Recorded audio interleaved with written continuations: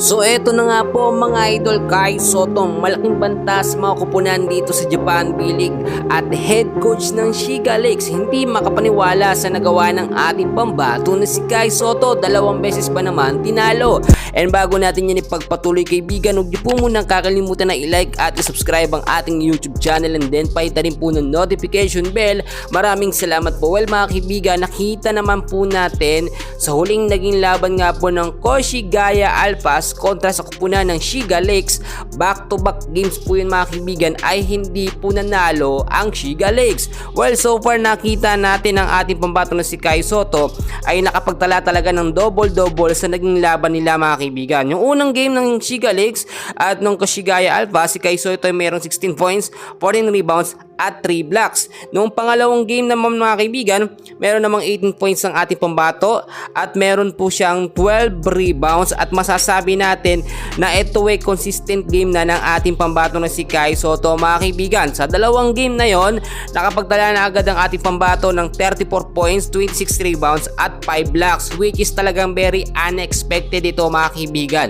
Ngayon po kasi itinuturing si Kai Sotto bilang import ng Japan B-League na kayang mag-average po ng double-double sa bawat game mga kaibigan. Kaya nga nakikita natin yung improvement ni Kai Sotto dito ay nagiging consistent, which is nagiging susi niya yan para makimit niya ang kanyang pangarap at dream na makapaglaro nga po sa NBA. So ang sinasabi natin mga kaibigan na kahit nga mismo po ang head coach ng Shiga Lakes ay hindi makapaniwala sa pinapakita ng ating pambato na si Kai Sotto.